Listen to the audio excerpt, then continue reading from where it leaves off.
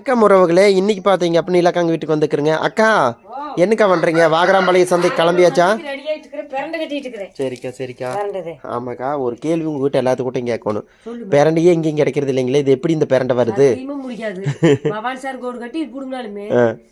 கிடைக்க மாட்டேங்குதுக்கா. நான் அதுதான். ஆமாக்கா, இல்லை மேலே போய் கொடியாட்டு மேலே போயிருதுக்கா. எந்த மரத்துல பார்த்தா டில்லி மரம், ஊசி வேலை மரம், சரிக்கா, அப்புறம் கிளம்பு மரம் எல்லாம் முள்ளுச்செடியிலே தான் முள்ளுச்செடியில தான் இருக்குது. மண்டையில இருக்கிற முடியெல்லாம் எப்படி புடுங்கிட்டு வந்துக்கிறோம். சரிக்கா சரிக்கா.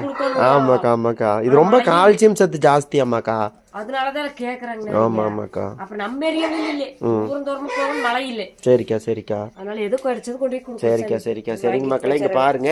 இன்னைக்கு பாத்தீங்க அப்படின்னா வாகராம்பாளையம் சந்தைக்கு வந்துட்டு பிரண்டை வருது.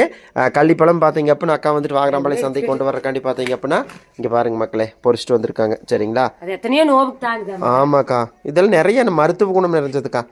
அதனால சரிக்கா சரிக்கா, வாகராம்பாளையம் போங்க.